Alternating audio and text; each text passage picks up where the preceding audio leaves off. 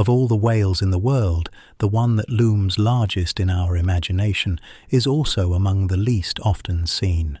We know it from a story most of us have absorbed without ever reading it, Moby Dick, and the great whale that rises out of the deep to break a wooden ship to pieces. We know it too from a word half hidden in plain sight. The oil that once burned in household lamps, in coastal lighthouses, and in the street lamps of growing cities, was rendered from the head of this single kind of animal and from almost nowhere else. Most of us still carry a picture of it that is the better part of 2 centuries old, sketched in large part by the men who were trying to kill it. It is the sperm whale, and nearly everything vivid in that inherited picture is true except the part that matters most. There really was a head the size of a small room. There really was an industry, and a novel, and at least one ship that a whale sent to the bottom of the sea. What there was not, and has never been, is the monster. The vast square forehead we once imagined as a battering ram, and later emptied barrel by barrel for the oil inside it, is in truth the largest sound-making instrument in the natural world. Something that only begins to make sense once we know where the animal actually spends its life. It hunts and sleeps and raises its young a mile beneath the surface in permanent darkness behind the largest brain that has ever existed. It reads that darkness almost entirely through sound. Sound is how it navigates, how it hunts, and how it reaches the others of its kind. Far below the last of the light, sperm whales speak to one another in short rhythmic bursts of clicks, and those bursts are neither random nor the same across the ocean. They run in families. A calf takes on the particular rhythms of its own family, the way a child takes on an accent, holds them for life, and can tell its own from strangers by the patterning of the clicks alone. For most of the time we've known about these sounds, they were treated as a curiosity, clever animals, complicated noise. Then, just a couple of years ago, researchers turned the full weight of machine learning onto a vast archive of the recordings, and what they found has quietly unsettled the field. The clicks are made of parts. Each one is assembled from a small set of elements, rhythm, tempo, subtle bends in timing, that combine and recombine the way letters do, producing far more distinct patterns than anyone had thought to count. It is the kind of structure that, in a human language, sits underneath the words. Whether there are words, whether any of it carries meaning at all, is the question no one can yet answer. It is a strange place to arrive at. We spent the better part of 2 centuries certain we already understood this animal, certain enough to render it down for lamp oil by the hundreds of thousands, and the recordings now suggest we had barely understood it at all. For all those years we listened for the roar of a monster.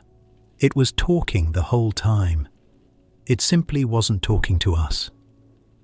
One small thing before we go on. If you'd like more of these slow, careful hours spent with a single animal, subscribing is genuinely the most useful thing you can do to keep them coming. And there is one question worth leaving in the comments if it strikes you. Has there ever been a moment when you were certain an animal was trying to tell you something and wished just once that you could answer it? The replies people leave to that one are, on this subject more than almost any other, very hard to forget. Somewhere beneath the surface tonight, in water that has never held a trace of light, one of them is filling that water with sound, steady, patterned, deliberate, aimed at another of its kind somewhere far off in the black. It is not performing for us, and it is not waiting for us to catch up.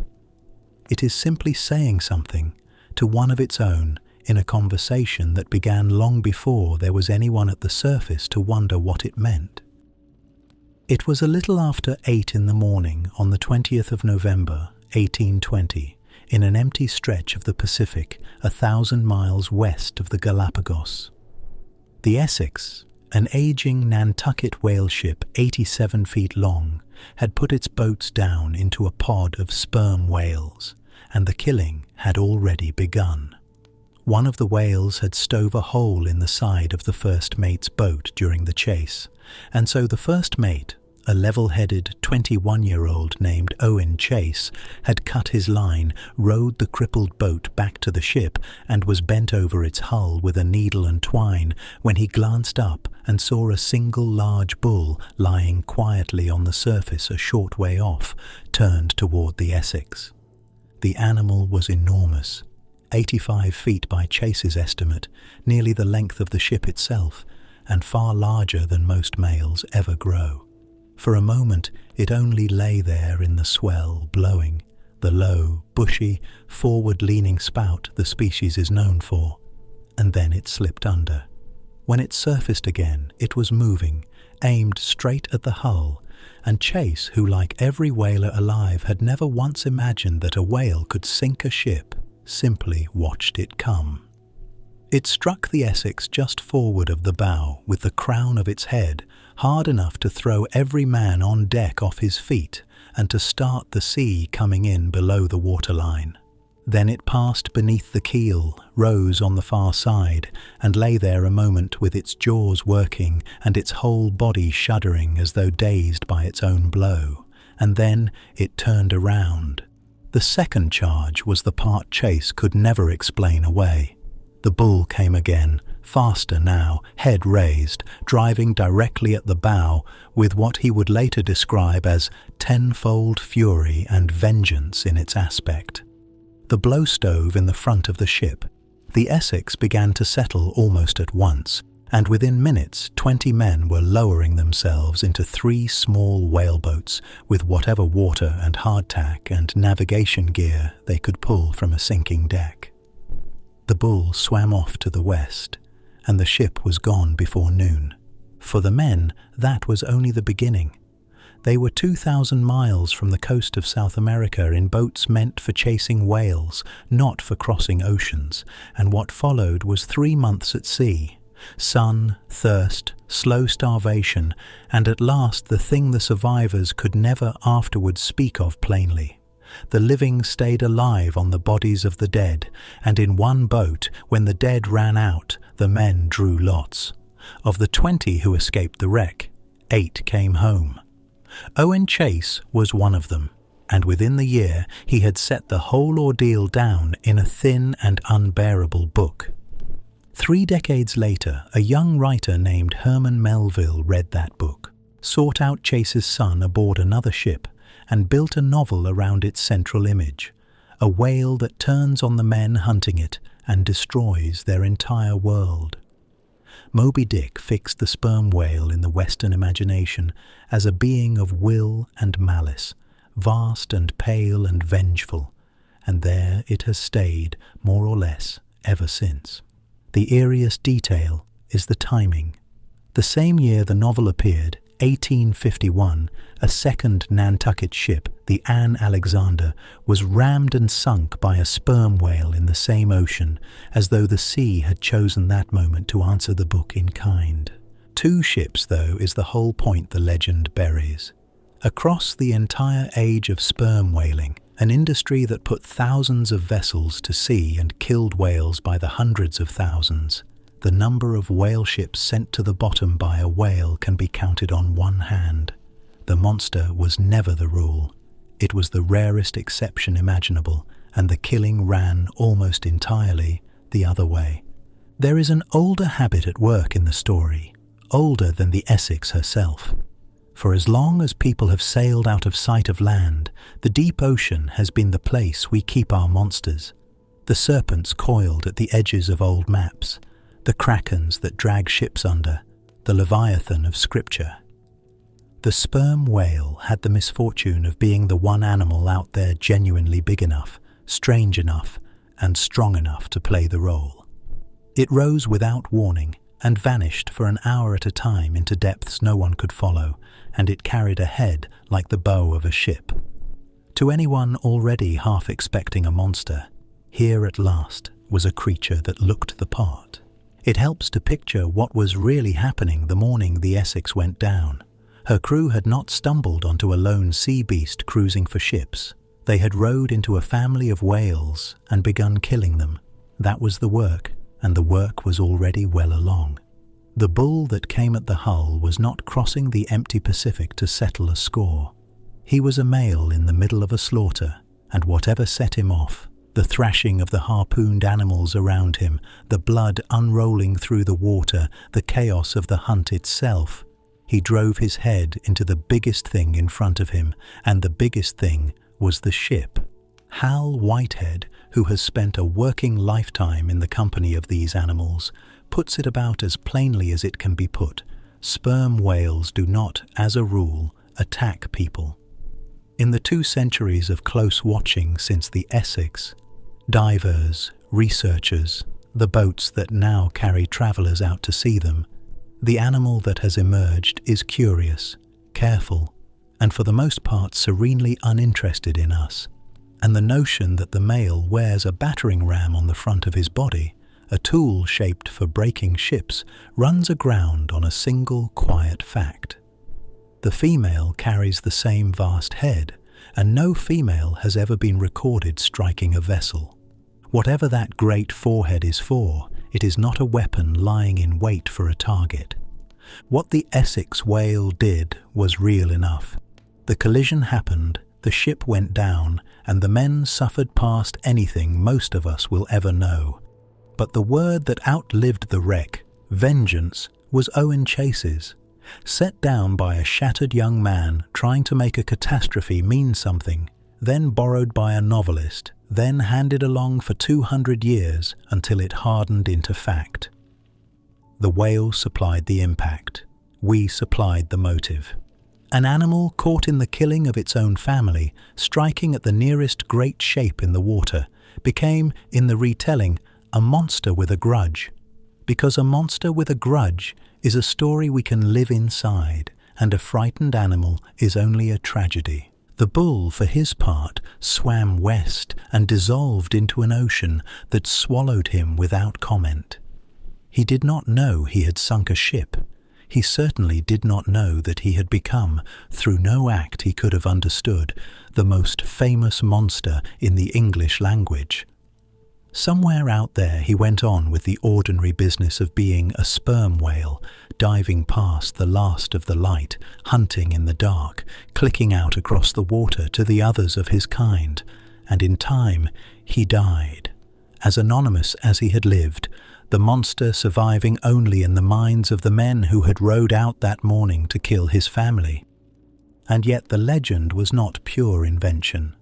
There really had been a monster in the sperm whale's family, a true one that hunted and killed other whales and carried the largest biting teeth the ocean has ever grown. It had simply been dead for 9 million years. For a stretch of a few million years, one of the most formidable hunters in the sea was a sperm whale.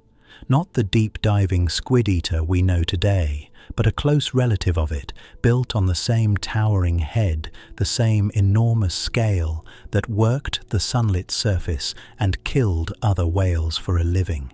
We know it existed because of its teeth, and the first of those teeth came out of the ground in the most improbable place imaginable, a desert.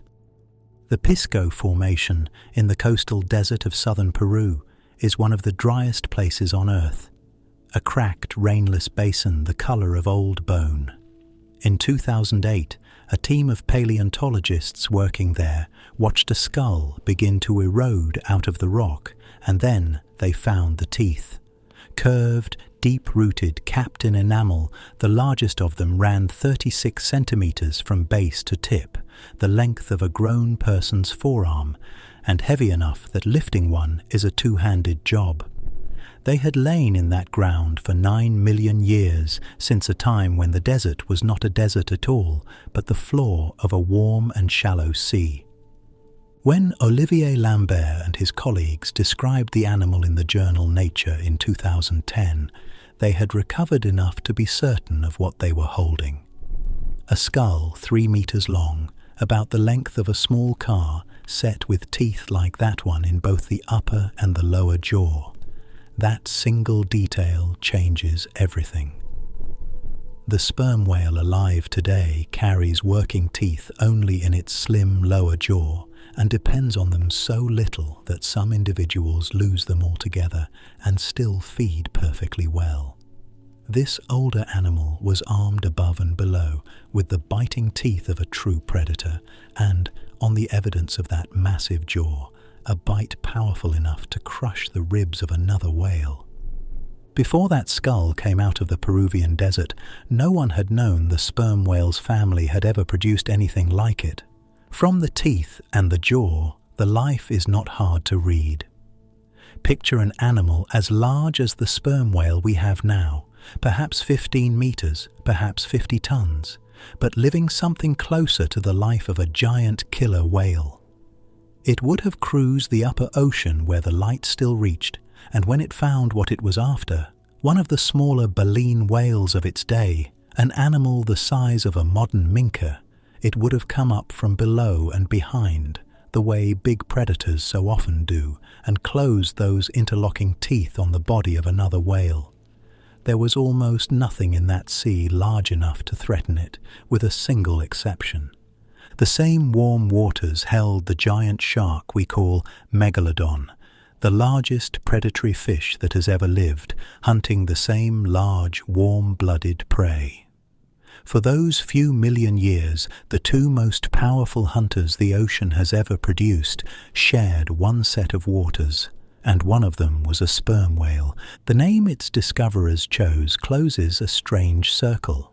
They called it Leviathan, the old Hebrew word that comes down to us as Leviathan, and gave it the species name Melville, for Herman Melville. The researchers who finally turned up a genuine sea monster, a whale that truly did hunt and kill, named it after the writer who had spent 600 pages insisting the harmless one was a beast. By the time a novel taught the world to fear the living sperm whale, the only kind that had ever earned the fear was already a fossil. 9 million years is a span the mind slides off of. Our own species, in anything like its present form, is about 300,000 years old. The entire history of humankind, run end to end and repeated 30 times over, would still fall short of the morning that Tooth sat in a living jaw. Leviathan ruled its sea and disappeared from it. The sea itself shrank and dried and hardened into desert, and the whole of it was finished and turned to stone before there was anyone alive who could have been frightened by the sight. This is where the story doubles back on itself.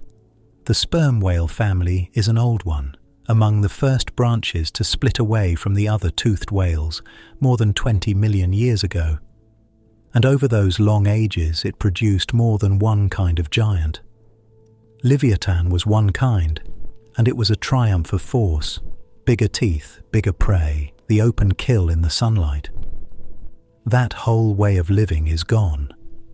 Every great whale hunting member of the family died out, and Megalodon vanished with them. The kind that survived into the present took the opposite path. Its killing teeth dwindled toward uselessness. It left the warm-blooded prey and the lit surface behind, and it went the one direction nothing could follow, down into the cold and the black, where it came to find its food in total darkness by sound. Of that whole fierce family, the line that reached the present is the line that stopped fighting. It kept one thing, though, from the old days: the head. The same vast forehead its whale-killing cousins carried, it carries still, on the same impossible scale, but turned now to a purpose those cousins never had. The creature we once cast as a monster is, in the end, the gentlest resolution a violent story could reach, the heir of a line of whale killers that outlasted every one of them by becoming something a whale killer would not have recognized. Somewhere over deep water tonight, one of them tips its flukes toward the sky, points that enormous head straight down, and slides out of the lit world entirely, not hunting anything large, not fighting anything at all, just descending, the way its family has descended into that darkness for millions of years, long after the fiercer branch that stayed in the sunlight had gone to stone. There is nothing dramatic about the beginning of a dive. A sperm whale lies at the surface for a few minutes, breathing, slow, deep, unhurried breaths that charge its blood and muscle with oxygen, and then it tilts forward and goes down, leaving the lit world without ceremony. The descent itself is unhurried too. It sinks head first at a steady walking pace, and within the first minute, the warm brightness of the surface is already behind it. The blue around it deepens and cools, slides toward slate, then toward a grey that barely earns the name. The water turns cold, and then colder, settling toward the near-freezing chill of the deep. Somewhere below 300 or 400 meters, the last of the daylight gives out, and the whale is moving through water that is perfectly, absolutely black, the dark of a place the sun has never reached, and it has, by then, only just begun. The fall goes on for a long time. A deep dive can take 15 minutes simply to reach the bottom of it, a quarter of an hour of steady downward gliding before the hunting even starts. The sperm whale is the deepest diving of all the great whales. Only the smaller, stranger beaked whales are known to go further. A routine dive carries it well past 1,000 meters, and the longest on record run beyond 2,000, 2 full kilometers of ocean stacked overhead. For comparison, the deepest a human being has ever free-dived is a little over 200 meters, and it nearly killed the man who did it. The sperm whale passes that depth somewhere in its first few minutes and keeps going down for another 1.5 kilometers, and it will do this again and again, day and night, for the whole of its life. At that depth, the ocean is no longer a place a body should be able to survive. The pressure 2 kilometers down is roughly 200 times what it is at the surface, close to 1.5 tons bearing on every square inch of the animal, enough to crush a steel submarine, enough to drive the air out of anything that still holds it, and that is precisely where the escape lies. The sperm whale does not survive the deep by resisting it. It survives by giving the pressure almost nothing to crush. The lungs are the clearest case. On the way down, as the weight of water climbs, the whale's ribcage does not hold its shape. The ribs are hinged to the spine on flexible cartilage, and the whole chest folds inward, letting the lungs collapse. By around 800 meters, they are pressed down to less than 1% of the air they began with. For a human diver, that would be a disaster. For the whale, it is the solution.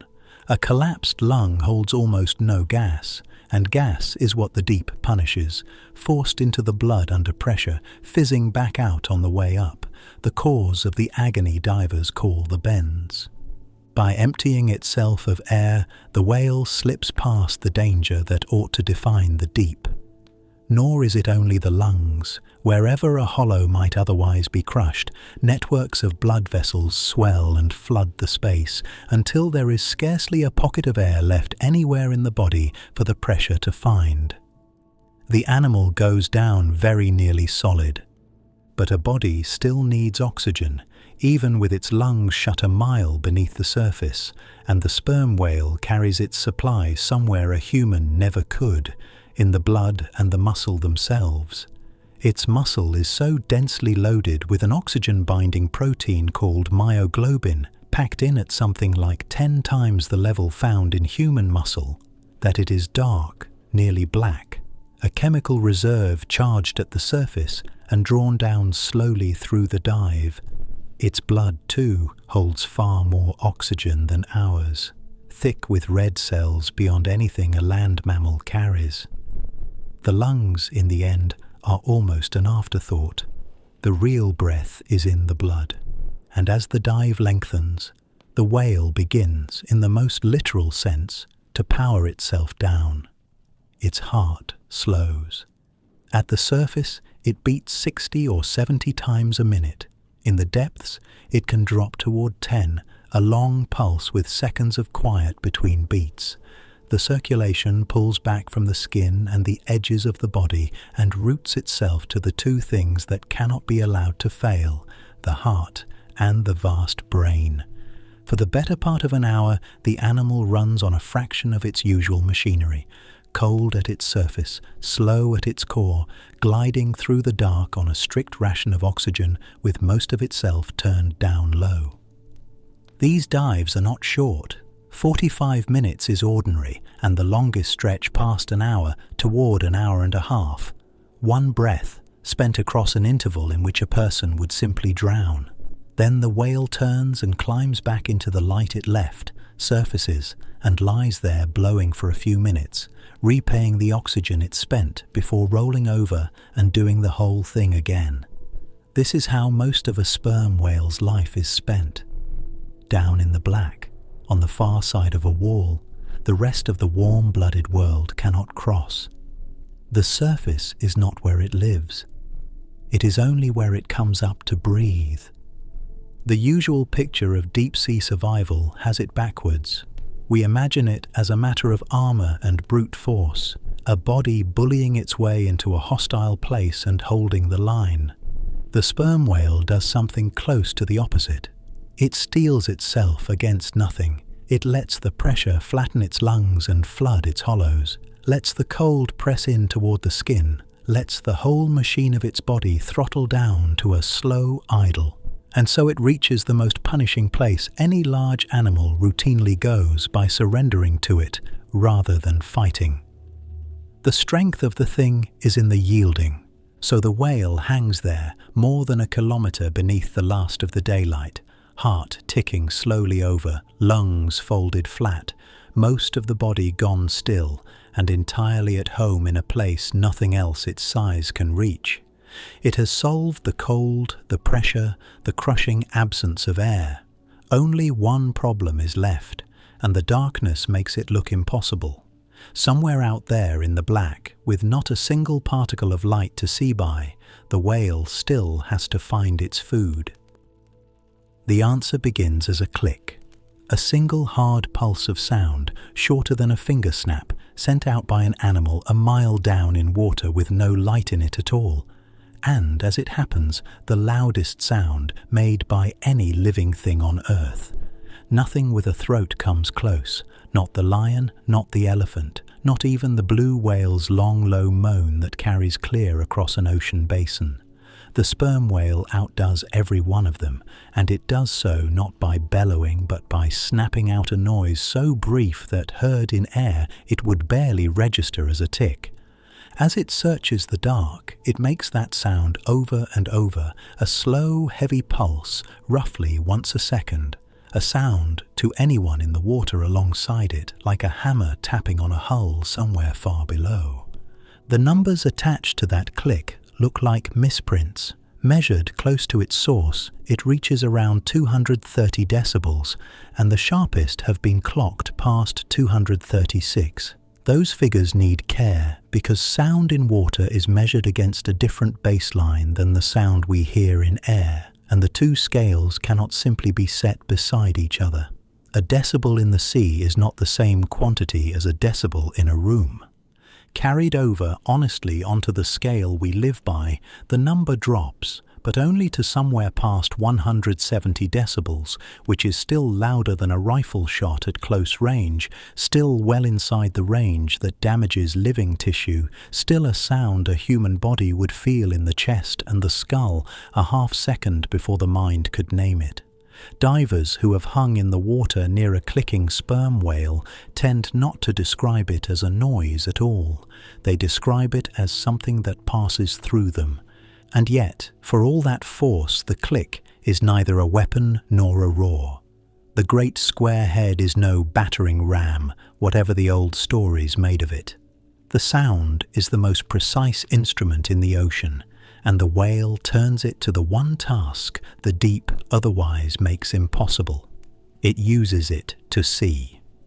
The sound is made in a way that seems, at first, to run backward. The click is born near the front of the head, where the whale forces air through a pair of muscular clappers that anatomists call, with a straight face, the monkey lips. The clappers snap, and the pulse they make then does something that feels wrong. Rather than leaving the head, it travels rearward, back through a long column of waxy oil, spermaceti, hundreds of gallons of it, filling most of the forehead, until it meets a sac of air at the very back of the skull. There it bounces, reverses, and runs forward again, this time through a stack of oil-filled lenses set below the first chamber, called, just as bluntly, the junk. The junk gathers the sound and focuses it the way a lens gathers light, and the click finally leaves the front of the head as a tight, aimed beam, fired forward into the black. Anatomically, that head is a nose. The nostrils and nasal passages of an ordinary mammal, swollen and rebuilt over millions of years into the largest sound-making organ that has ever existed, taking up as much as a third of the whole animal, 5 or 6 meters of dedicated acoustic machinery riding in front of the eyes of a 16-meter whale. Even the skull beneath it is lopsided in the sound service, the blowhole shoved forward and to the left, the bone built asymmetrically around the path the click has to take. The whale does not have a big nose. The whale is, near enough, a swimming nose with a brain and a body attached behind it. What returns is the whole purpose of it. The beam goes out, meets whatever lies ahead, the seafloor, a rock wall, a school of fish, the soft body of a squid, and a part of the sound comes back, fainter and altered, carrying the imprint of whatever it touched. From the delay, the whale reads distance. From the strength and shape of the echo, it reads size and surface and movement. Click after click, the picture refreshes and the animal travels through total blackness with something close to the ease of a creature moving in daylight. Its actual eyes, set far back on that enormous head, are small and a mile down, useless. There is nothing in that dark for them to do. And so the organ it truly sees with is the one in its forehead, building a world not out of light but out of returning sound. Down there, with its heart slowed almost to stillness, and most of its body idling in the cold, the one part of the sperm whale running at full power is the part making this noise. The loudest sound in the world is not the whale shouting into the dark, it is the whale quietly looking around. Everything else rests on it. The long dive is only worth the risk because the click can find food at the bottom of it. A family strung out across miles of black water holds together because sound reaches where sight never could. An entire life spent out of reach of the sun is possible only because the whale can flood the dark with noise and read, on the instant, whatever the dark hands back. It has no idea that its whole existence balances on a single repeated sound. It simply sends the click out again and again into the black and waits for the dark to answer. And far ahead of it now, down where no light has ever fallen, the dark answers. A faint and particular return, off something large and soft and ringed with arms. What happens after the echo comes back, almost no one has ever seen. It takes place a kilometer down, in water without a single particle of light, and in all the years we have been lowering cameras into the deep, none has ever happened to be aimed at the right patch of black at the right instant. The hunt of the sperm whale is one of the largest predatory events on the planet, carried out millions of times a day, and it is also among the least witnessed things in nature. Nearly everything we know about it we have had to read backward, from sounds, from the contents of stomachs, and from the marks the whales carry on their own skin. Begin with the skin. An older sperm whale, especially around the head and jaw, is written over with pale circular scars. Rings mostly, some no wider than a coin, others the width of a spread hand, each one the print of a squid's sucker. A squid's suckers are not the smooth cups of an octopus. They are rimmed with a hard, toothed ring, and when a squid fights for its life against something far larger than itself, those rings rake and grip and tear, and they leave their geometry behind in the whale's hide. The biggest squid of the cold deep, the ones with rotating hooks set along their arms, leave gouges instead of circles. And because a scar made on a young whale stretches and widens as the animal grows, an old sperm whale carries the enlarged ghost of a fight it had as a calf decades earlier, blown up over the years to a size the original squid never was. The skin is a ledger. It holds the record of nearly every serious encounter the whale has had with the things it eats. From those marks, and from the beaks of squid that pile up by the thousands in a sperm whale's stomach, the one part of a squid it cannot digest, the encounters the whale never reports can be reconstructed. Sometimes, down in the dark, a sperm whale meets a giant squid, or the heavier, hook-armed, colossal squid of the Southern Ocean, and there is a genuine struggle. A large, soft animal with long arms and superb eyes set against a far greater one that has found it by sound and means to swallow it. And the squid is no passive meal. A giant squid has the largest eyes in the animal kingdom, each one the size of a dinner plate, and one idea for why holds a certain dark poetry, that eyes that large are good for one thing above all in the deep, catching the faint blue glow of tiny organisms set alight in the water by something enormous moving toward them. If that is right, the squid may sometimes see the whale coming the way the whale hears the squid waiting. Two animals far down in the black, each straining a borrowed sense toward the other across the last few meters of a fight neither can fully perceive. But the giant squid is the exception, and the epic struggle is the rarest version of a sperm whale's day.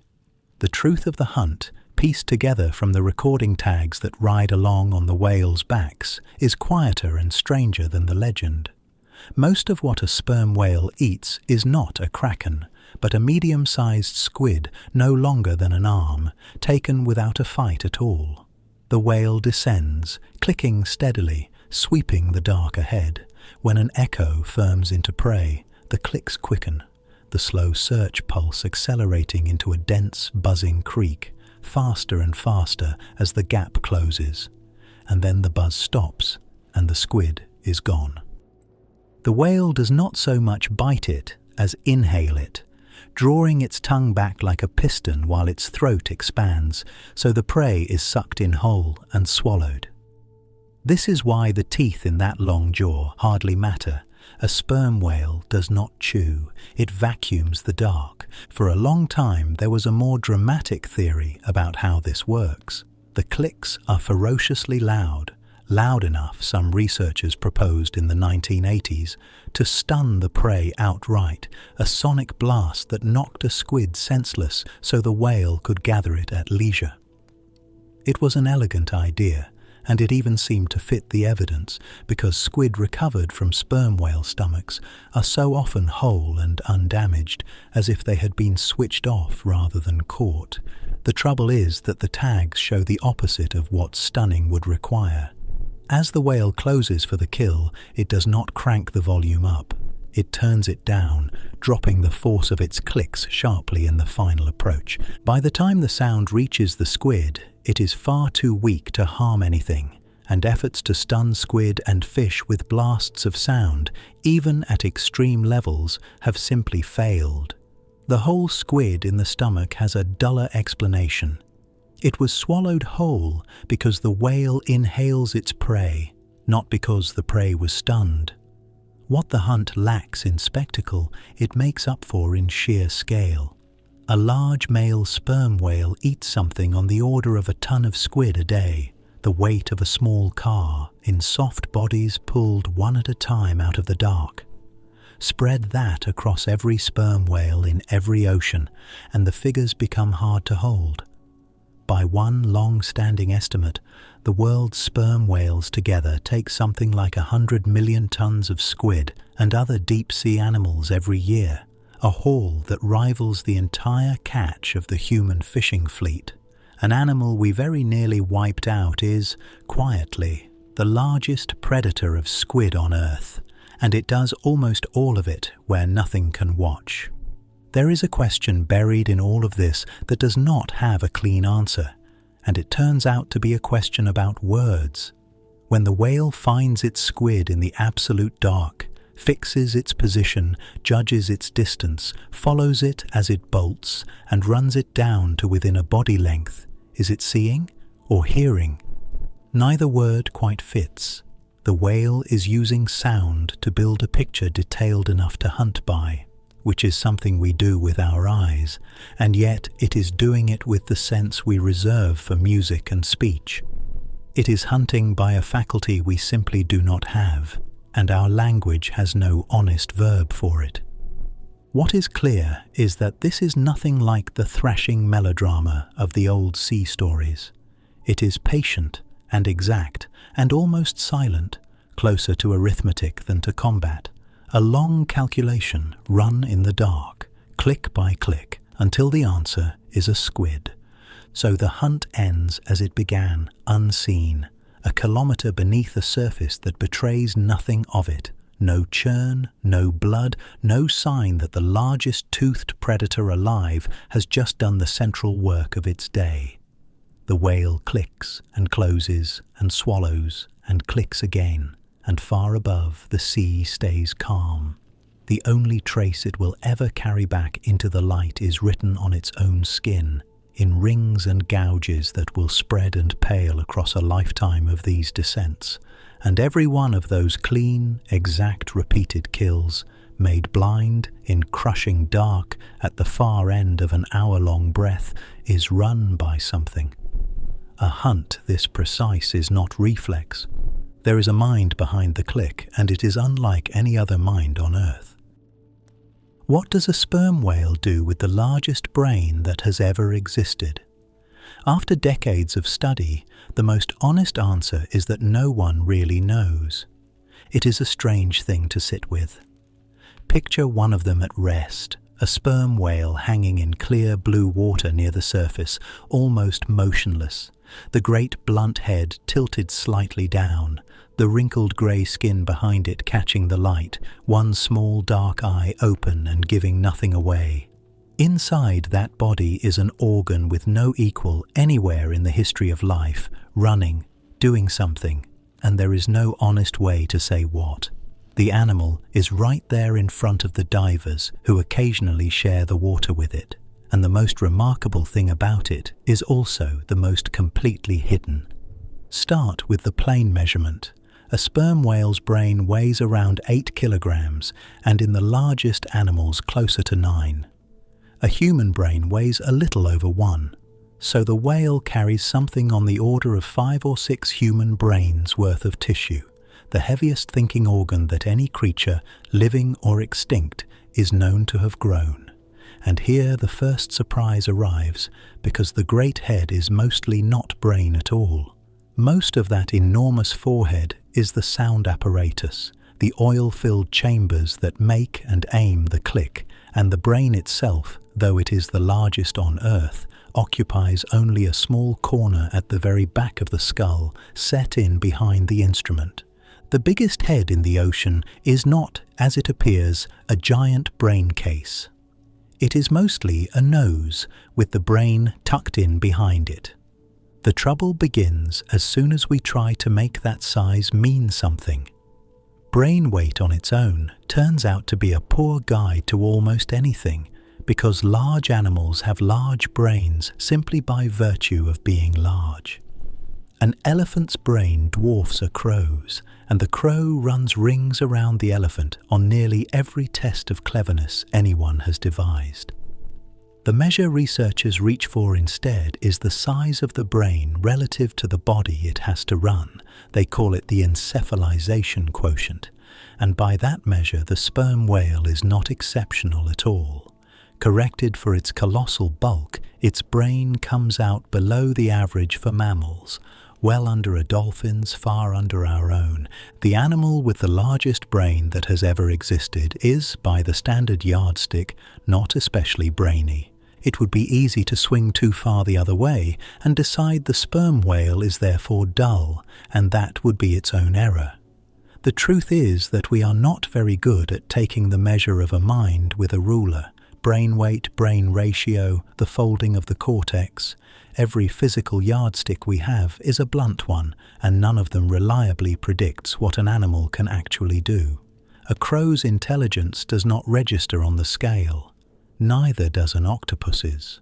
So the most honest thing to say about the sperm whale's brain is not that its size proves the animal brilliant, and not that the ratio proves the opposite, but that the number on the scale, however large, does not tell us the thing we most want to know.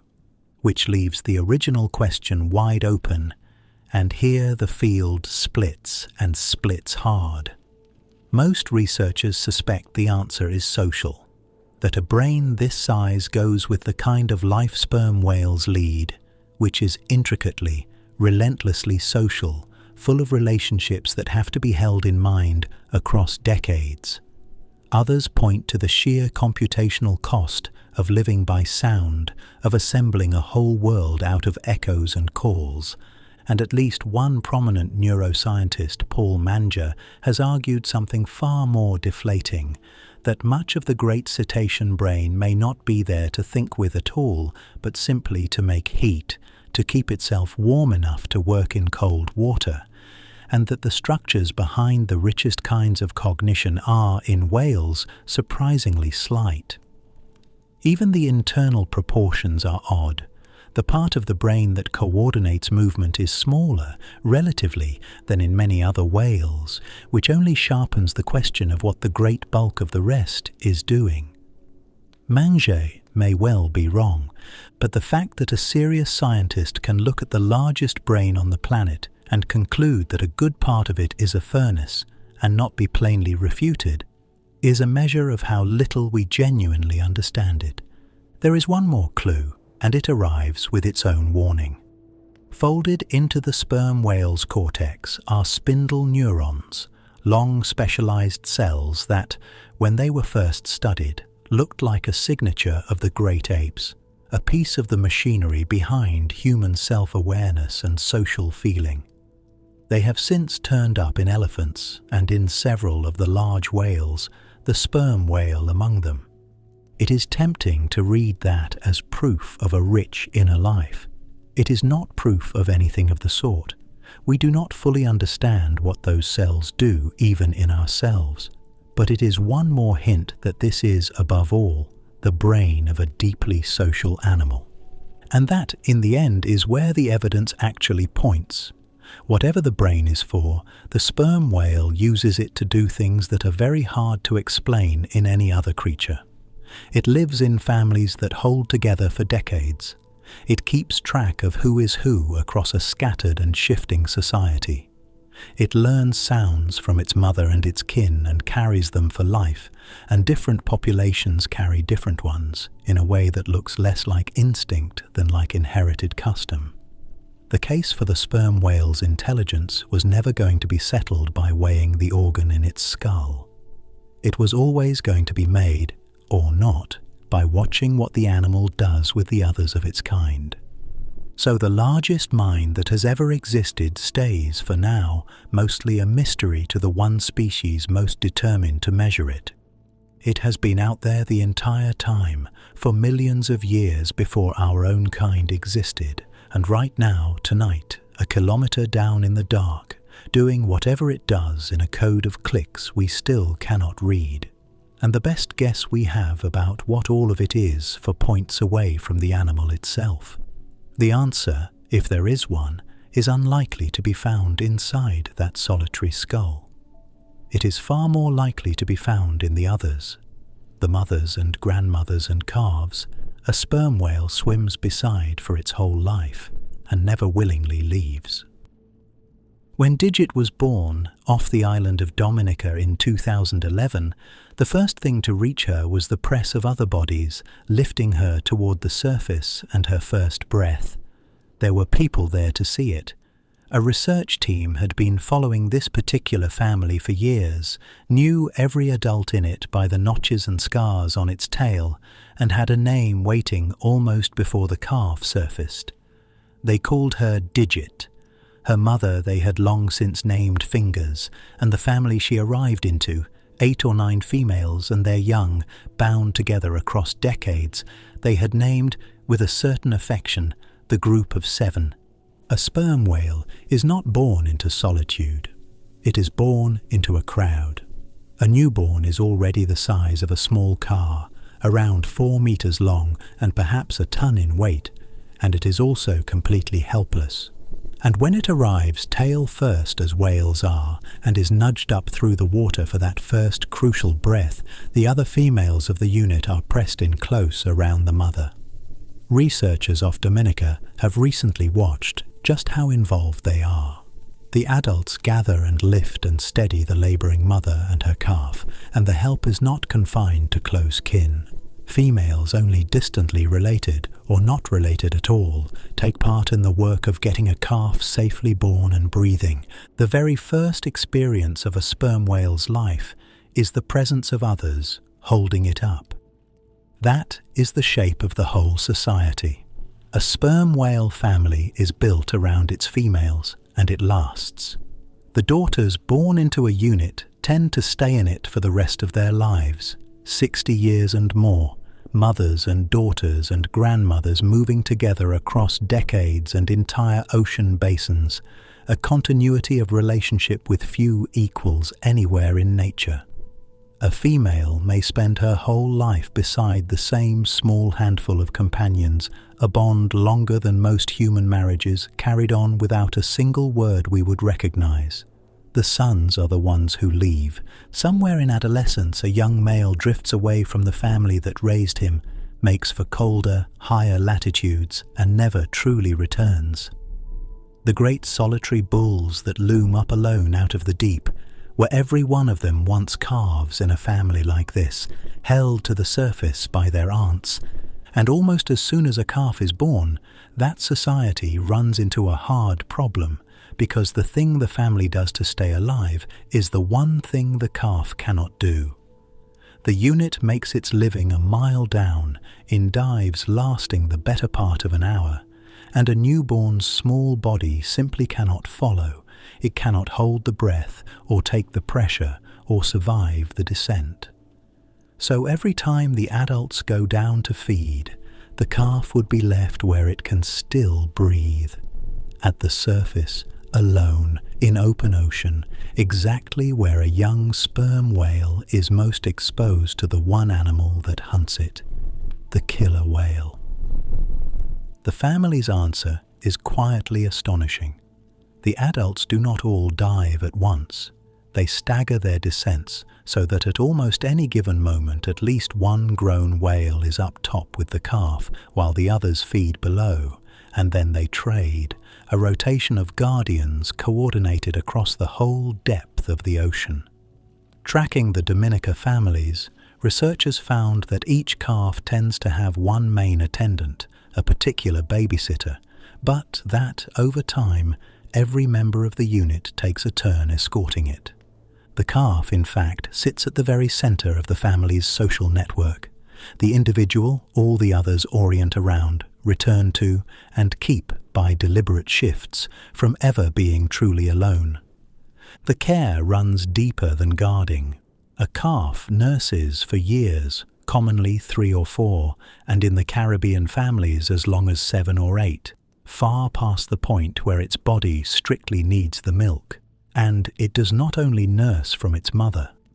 Aunts and grandmothers will let a calf suckle as well, so that the feeding of the youngest, like its protection, is spread across the whole unit. To be a sperm whale calf is to be fed and watched, and carried through the first dangerous years of life by a rotating committee of one's own relatives. When the threat is real, that sharing turns into defense. Faced with a pack of killer whales, a sperm whale family draws together into a formation people have named the Marguerite, a great flower of whales. their bodies arranged like the spokes of a wheel, with the calves and any injured adults gathered into the safe center and their powerful flukes turned outward, ready to strike. Against orcas, it works. A ring of the largest toothed animals alive, tails out, is a difficult thing for anything to break, and the family closes around its weakest and waits the attackers out. All of this begins to answer a question that the sheer size of the brain never could. What is the largest mind on Earth actually for? It is for this: the relationships held across decades, the social map of who is who and who is owed what, the choreography of dives so that no calf is ever abandoned, the recognition that lets a grandmother nurse a grandniece. Whatever the sperm whale's intelligence is, it looks less like the cold cleverness of a tool user than the long competence of an animal that has never, in millions of years, had to face the world alone. And that is where the ache in the story lives. A bond this complete is also a kind of exposure. To be a calf lifted to the air at birth, fed by its aunts, guarded in shifts for years, kept always at the center of a family that refuses to leave it alone, to be that deeply woven into other lives, is to have a great deal that can be taken away. The calf at the heart of the unit is at once the safest animal in the ocean and the most dependent, and a family that binds itself together this tightly has, in the very same motion, made itself something that can be broken. What happens in a family like that when one of them dies? It is one of the hardest things to ask honestly about another animal, because the honest answer comes in two parts that do not sit comfortably together. We can see in some detail what a sperm whale does. We cannot say what it feels. Here is what it does. When a calf dies, a sperm whale mother will not always let it go. She holds the body up at the surface, in the place where a living calf would come to breathe, and she will not let it sink. She stays with it for hours, sometimes for days, long past any point where revival could be in question. The other members of the family stay close around her while she does it. This is not sailor's law. Researchers reviewing the known cases of toothed whales attending their dead found, alongside the killer whales and the dolphins, the first confirmed records of sperm whales doing the same. And the behavior carries a real cost. A whale that spends its days holding a body at the surface is a whale that is not a kilometer down, hunting the ton of squid it needs. The mother stops feeding to do this, and the family slows around her. Whatever the act is, it is not free, and they pay for it anyway. It is almost impossible to watch this, or even to read about it, and not reach for a single word: grief. The science does not reach for it, and the restraint is not coldness. What the researchers can record is the behavior, the supporting, the carrying, the refusal to leave, the days of it, the cost of it. And that behavior is consistent and repeatable, and very hard to explain as anything other than the recognition that something is wrong and cannot be put right. What the whale is actually experiencing while it carries its dead, no one can honestly claim to know. There is no instrument that reads the inside of another mind. So the truest thing that can be said is also the least satisfying. The behavior is exactly what grief would look like, and whether it is grief is a door we cannot open. The animal does something we have no proven word for, and the honest response is to describe it precisely and let it stand. That same refusal to let go of another life sometimes reaches clear past the edges of the family, and past the edges of the species. In 2011, off the island of Pico in the Azores, a team of researchers came upon a sperm whale family traveling with a member that did not belong. Moving among the great grey bodies, pressing against their flanks and their calves, was an adult bottlenose dolphin. Its spine was deformed, bent into a permanent curve that must have made it slow, and the likeliest explanation is that it could no longer keep up with its own fast, tight-knit kind, that it had fallen behind or been pushed out. Whatever drove it away, it had found its way in among the sperm whales, and they had not driven it off. Rubbing is how bottlenose dolphins say they belong to one another, the ordinary currency of their friendships, and here was one spending that currency on a set of giant, slow, deep-diving strangers. Over about a week, the team watched it travel with the family, and play and rub against them, and watched the whales at times rub back. When the story spread, the newspapers called it an adoption, an act of compassion, the gentle giants taking in a disabled outsider. The scientists who recorded it were more careful and more honest. They could describe the association, the days, the rubbing, the apparent ease of it, but they would not say why it happened, because they did not know. Perhaps the dolphin was simply seeking the contact and shelter it had lost. Perhaps the whales were untroubled by a small companion and tolerated it the way they tolerate a calf. Perhaps something passed between them that would deserve a warmer name. All three are guesses. What is documented is only this. For a week in the open Atlantic, a damaged animal of one species lived inside the family of another and was not turned away. It would be easy to feel that this careful refusal to name things drains the wonder out of them, and the reverse is true. To say plainly that a sperm whale carries its dead for days at a cost to itself, and that we cannot see into what that means, is not a smaller claim than the whale grieves. It is a larger and more demanding one. It asks us to sit with a behavior that looks from the outside exactly like love and loss, and to admit that we are standing at the locked edge of another mind, unable to confirm the one thing we most want to confirm. And it leaves intact the single fact the behavior does establish beyond any argument about feeling. These are animals for whom other individuals matter, enough to stay with a body that can offer nothing back, enough to make room for a stranger that can offer nothing back, and that mattering runs deeper and stranger than survival alone can account for. Somewhere out there right now, perhaps, a whale is keeping pace with a small, still body in water too deep and too far for anyone to see, carrying it through the dark for reasons we may never be able to name. Whatever that bond is, it is not held together in silence. A sperm whale family strung through dark water, diving, surfacing, minding its young, keeping its dead, stays a family, because it is in constant conversation, a steady traffic of clicks passing between bodies that often cannot see one another at all. And that conversation is not the same from one family to the next. It is patterned, and the pattern marks out with some precision who belongs with whom. A microphone lowered into the sea off Sri Lanka at the right moment picks up something that does not sound like wilderness at all. It sounds like a conversation. Many conversations layered over one another, coming from every direction.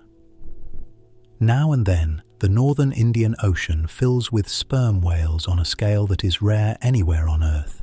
Not a family of 9 or 10, but a loose gathering of hundreds, sometimes more than 300 animals spread across miles of water, drawn together for reasons no one has fully worked out.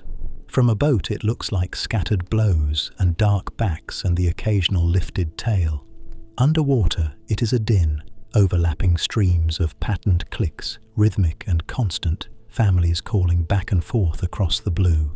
Moving somewhere through all of it is a male the researchers there know on sight, recognizable by a piece missing from his lower jaw, catalogued without ceremony as jaw 32. These patterned clicks are not the ones the whale hunts with. The fierce, focused pulse that finds a squid in the dark is a tool for seeing. These are something else entirely, shorter, softer, gathered into little rhythmic figures of 3 or 4 or a dozen clicks, traded between whales who are doing nothing but staying in touch. Researchers call them coders. A coda is not a single sound, but a pattern, defined as much by its timing as by the clicks themselves. One common coda is 5 clicks falling in a particular rhythm, 2 on their own, then a quick run of 3, repeated until it becomes a recognizable unit. The families of the ocean trade these figures constantly, at the surface and between dives, mothers and daughters and calves clicking to one another in the dark. And here is what turns a curiosity into something much larger. The codas are not the same everywhere. Different whales use different sets of them in different styles, and the differences are not random. Decades of work, much of it by the biologists Hal Whitehead and Luke Rendell, have shown that these dialects sort the world's sperm whales into groups, vocal clans, each one defined not by where it lives or how it is related, but by how it clicks. A clan, in the plainest terms, is all the whales that share a way of speaking. What makes that strange and important is that the clans do not mix. 2 clans can occupy the very same patch of ocean, swim through the same water and hunt the same squid, and still keep almost entirely apart. Families associating only with others of their own clan, holding away from the ones that click differently. They are the same species. They could, in principle, mingle freely. They simply don't, and the divide runs deeper than accent. Clans that share an ocean turn out to differ in how they move through it, how they hunt, how tightly they coordinate their dives, even how successfully they raise their young. They are not just whales with different voices. They are whales with different ways of being a whale. The scale of these groupings is genuinely hard to hold in the mind. A single clan is not a cluster of families. It can run to many thousands of whales, by one estimate on the order of 20,000, and its range is not a bay or a coastline, but an ocean. One Pacific clan has members scattered all the way from the waters off Japan to the waters off Chile, 10,000 kilometers of open sea, every one of them sharing the same small set of coda patterns and almost none of them ever meeting. Set that beside anything human and it becomes vertiginous. A single nation stretched across half a planet, its members spread too thin ever to assemble, holding their common identity in nothing but a shared way of speaking, and passing that identity intact down the generations. Because the closer the codas are studied, the more they behave like our own markers of belonging. Some carry information about the individual. One particular coda in the Caribbean families is made with enough personal variation that a single whale can almost be picked out by it alone, something close to an acoustic name. Others are clan badges, produced the same way by everyone in the clan, a spoken flag of who one is. And the most telling finding of all is what happens where 2 clans overlap. They do not blur together, they sharpen. The whales lean harder on the codas that mark them as distinct, precisely the way human communities press hardest on their own accents and customs along the borders where they rub against others. Identity for a sperm whale is not a passive fact. It is something actively kept up. None of this is written in their genes, and none of it is set by their surroundings. A calf is not born knowing its clan's dialect.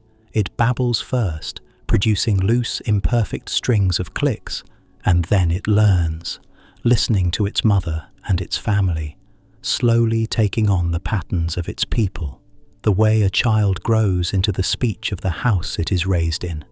The dialect is taught and learned and handed down, and it holds across generations the way a language or a tradition holds across generations of people. This is one of the strongest cases anywhere in nature for what can honestly be called culture, behavior that is socially learned, shared across a group, arbitrary in its details, and inherited not through blood, but through teaching. The human words deserve caution. Nation, accent, name are our analogies, and no one can yet climb inside a whale's skull to know what a coda means to the animal making it. But the structure is real, it is documented. and from the outside it looks uncannily like us. So the ocean is not, as it appears, simply full of sperm whales. It is full of nations, vast, old, overlapping nations, with borders drawn nowhere on any map, only in sound, maintained by the whales themselves, taught to every calf, carried across entire ocean basins by animals that will spend their whole lives among their own kind and pointedly apart from the rest.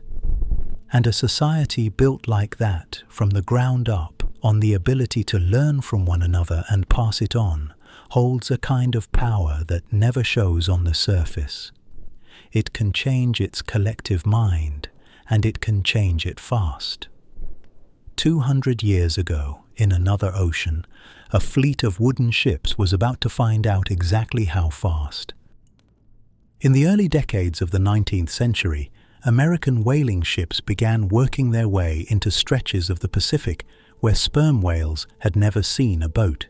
And in those waters, something happened that no one at the time could explain, and that no one since has been able to explain away.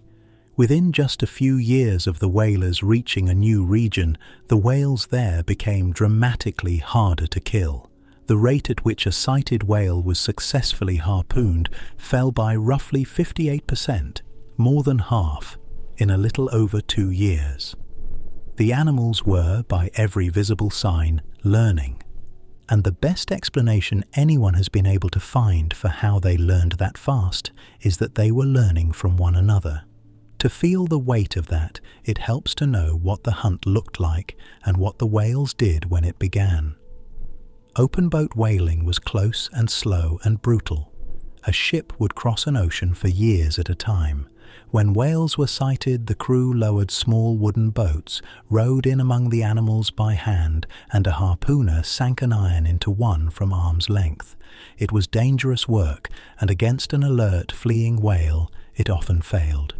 But the first sperm whales to meet it did not flee.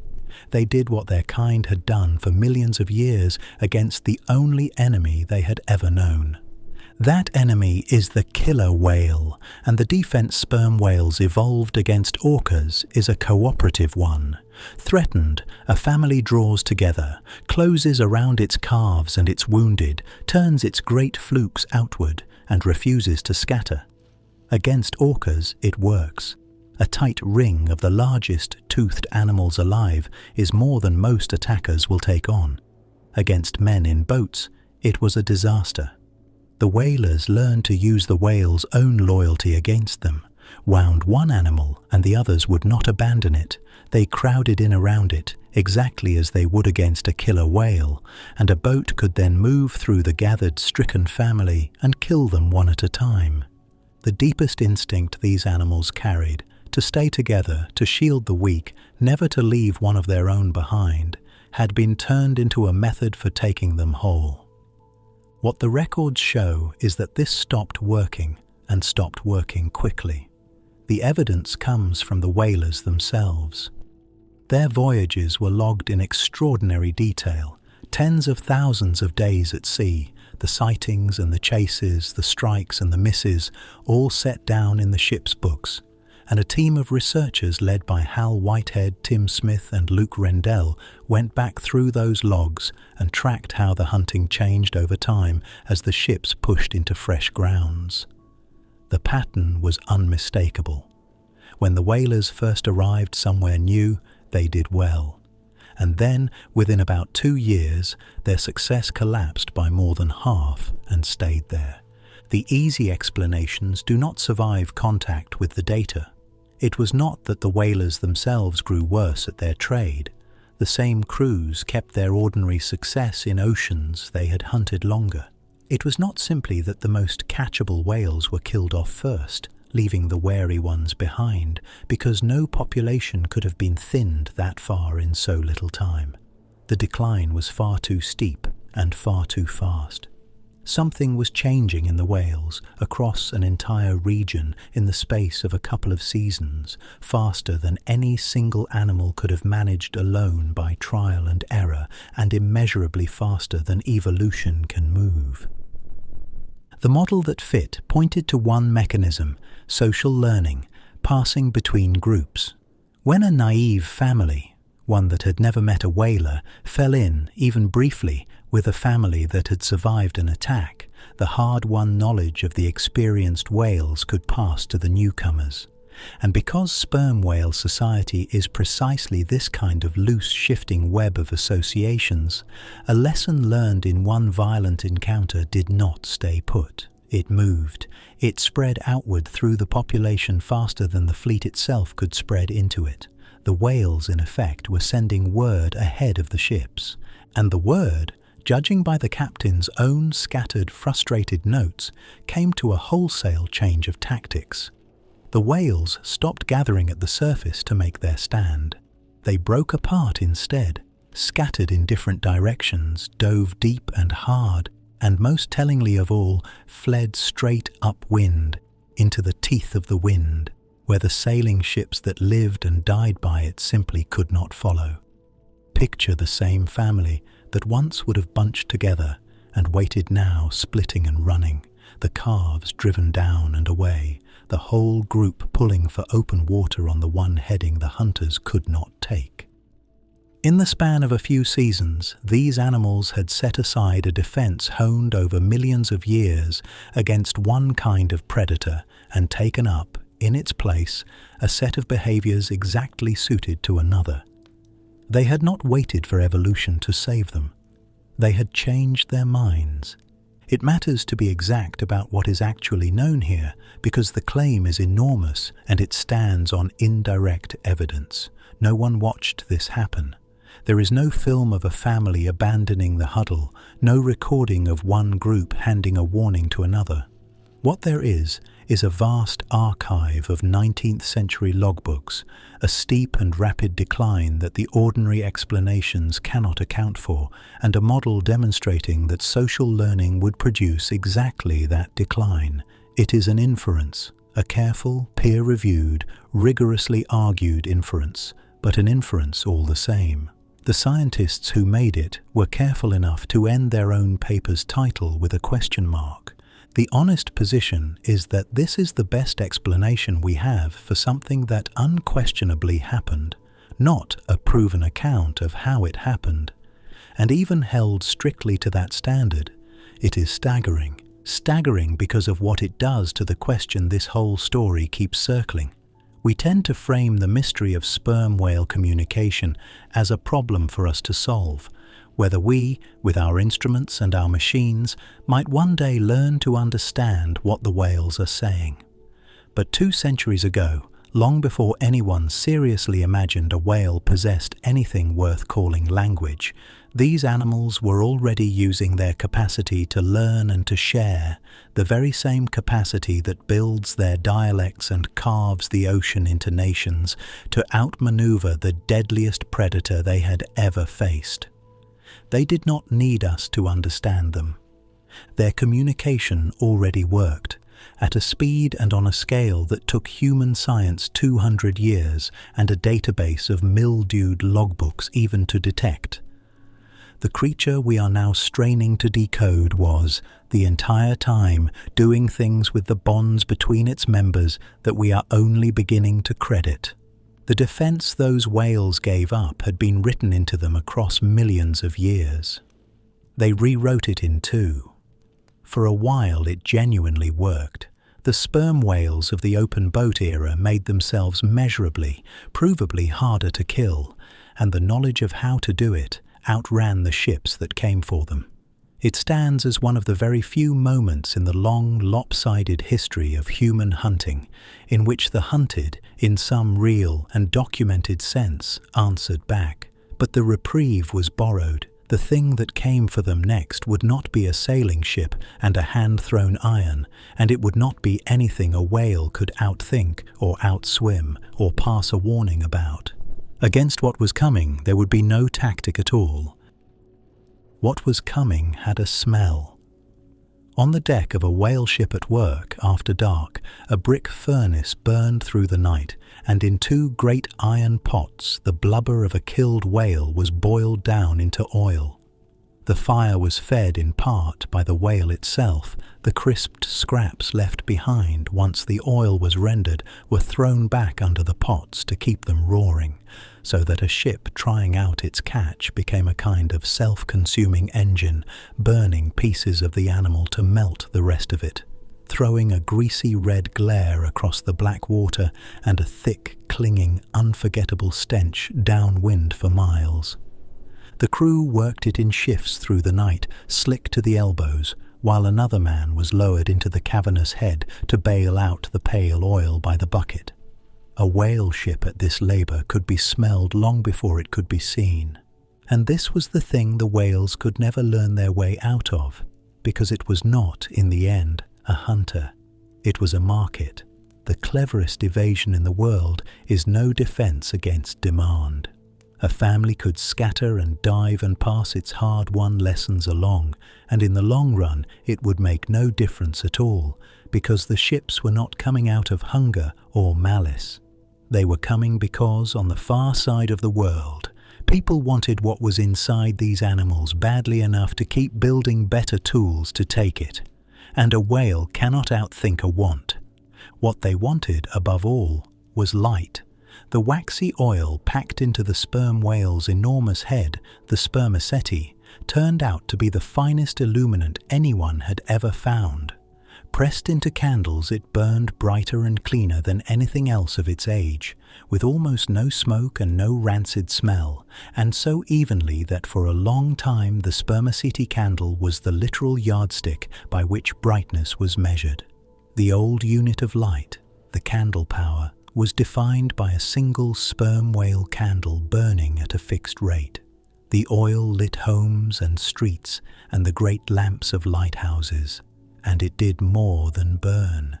Sperm oil kept its qualities across extremes of heat and cold that turned other oils to sludge, which made it a superb lubricant, the oil that kept the clocks and the watches and the fine, fast machinery of the industrial age running smooth. For the better part of 2 centuries, a great deal of the modern world was lit and kept turning on the heads of these whales. There was a third prize, rarer and stranger still. In the gut of a small fraction of sperm whales, a grey, waxy mass sometimes forms around the indigestible beaks of the squid they swallow, the body walling off what it cannot pass. Expelled and aged for years in the open sea, it becomes ambergris, and it is among the most valuable natural substances on Earth, worth tens of thousands of dollars a kilogram, prized by perfumers, because it makes a scent cling to the skin for hours. Sailors called it floating gold. The same squid beaks that write the record of a whale's lifetime of hunting in the dark could once in a great while become the seed of a fortune. The cost of all of this is a number that does not feel real. Across the entire history of whaling, well over 1 million sperm whales were killed, and the great bulk of that killing came not in the romantic age of sail, but in the 20th century, with engines and steel hulls and cannon-fired harpoons that no whale could dodge and no family could warn against. More than 700,000 sperm whales were killed in the 1900s alone, most of them in just a few decades after the Second World War, when factory fleets worked the oceans with assembly line efficiency. And even that figure is a floor, not a ceiling. Some of the largest fleets killed in secret and falsified their own records, so the true toll is known to be higher than the books will ever admit.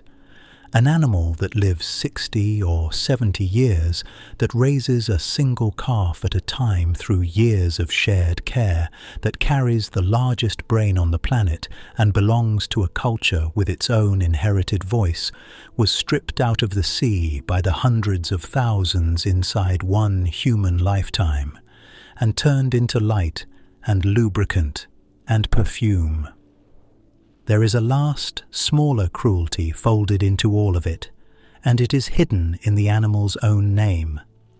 When the early whalers first opened that vast head and found it brimming with pale, viscous oil, they were sure they knew what they were looking at.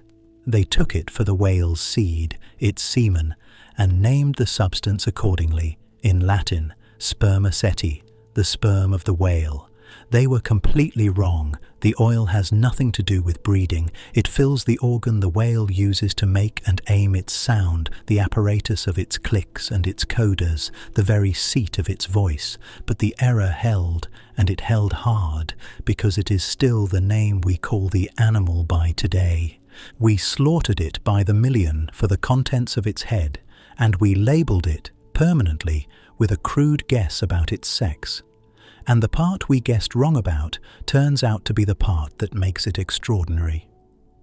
We named its voice after a mistake, and then we very nearly silenced it. Somewhere in the ocean tonight, in water that once held far more of them, a sperm whale is clicking in the dark, one of the survivors of all of that, going about the ordinary business of being a whale in a sea we emptied without ever quite grasping what we were emptying it of. The harpoons are mostly quiet now, and into the silence we left behind, after 200 years of burning these animals to light our own nights, we have finally begun to do a stranger and more humbling thing. We have begun to listen. For nearly 20 years, a single clan of sperm whales off the Caribbean island of Dominica was recorded, patiently, almost continuously, in one of the longest eavesdropping operations ever mounted on a wild animal. Close to 9,000 of their coders were captured, sorted, and stored. The short, rhythmic bursts of clicks the families trade between dives, the sounds that mark out who belongs to whom. And for most of those 20 years, no one could quite see the thing that was hiding inside them.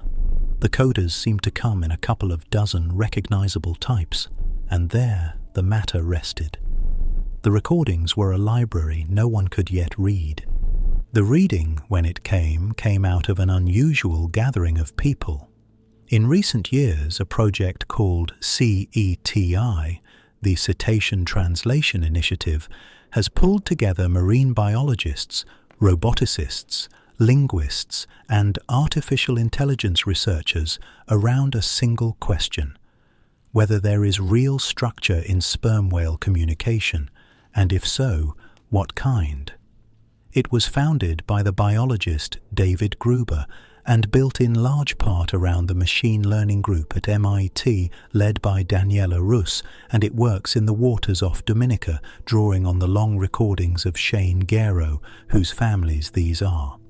To do it, the project has tried to wire an entire whale society for sound, suction cup tags that ride on the animals' backs and record every click of a single whale, robotic listening stations anchored in the deep, drones overhead, microphones strung through the water, an apparatus built to capture not just the calls, but the situation each call is made in.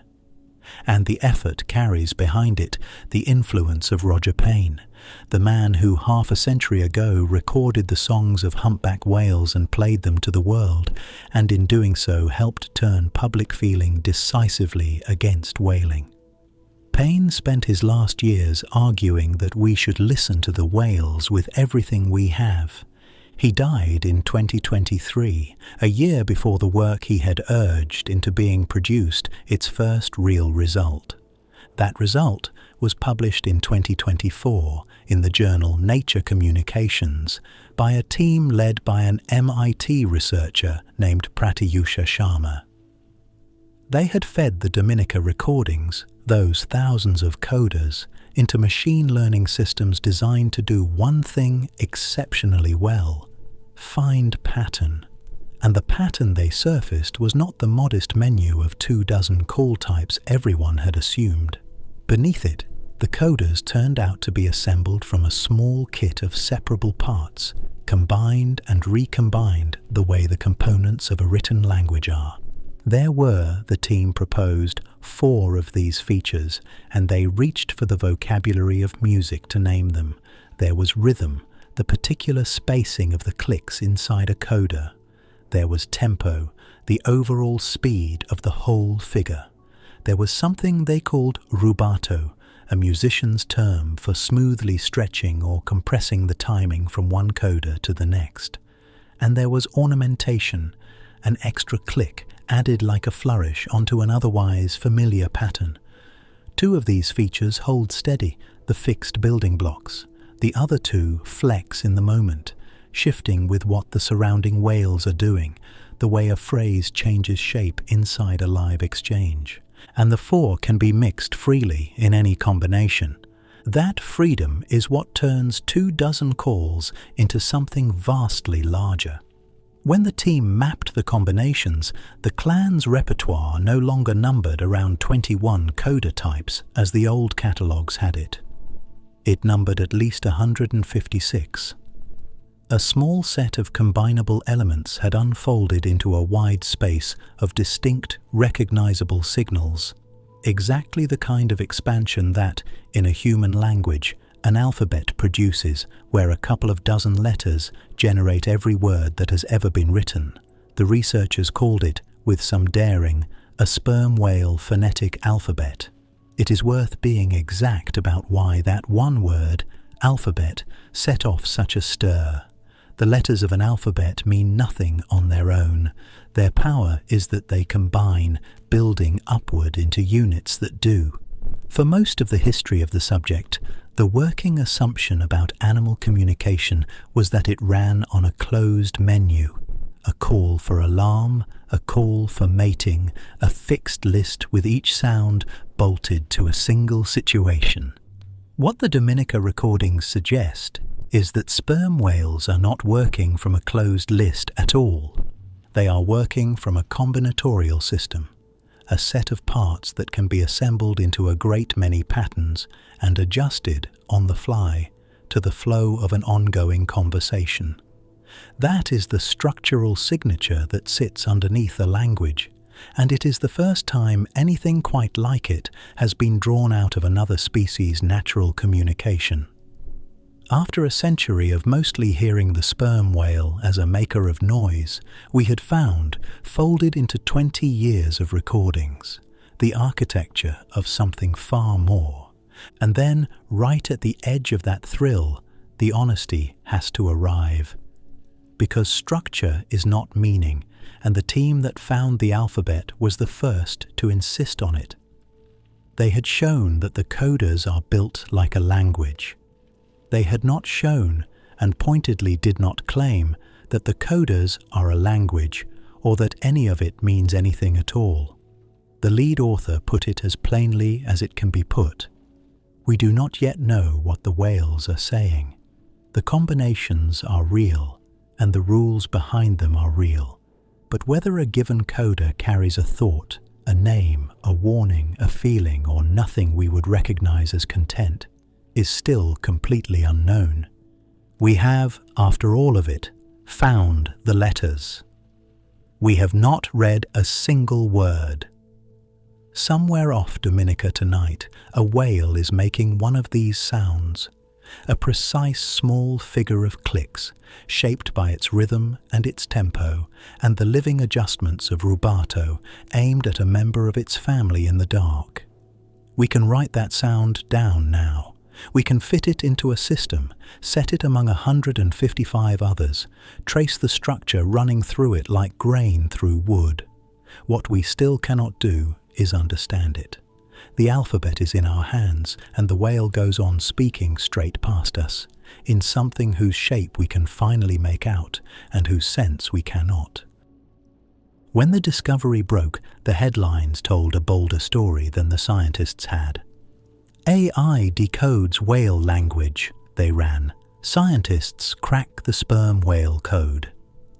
It was an irresistible story, and it was not quite true, and the distance between what the headlines announced and what the researchers had actually shown is, in a strange way, the most interesting thing in the entire field.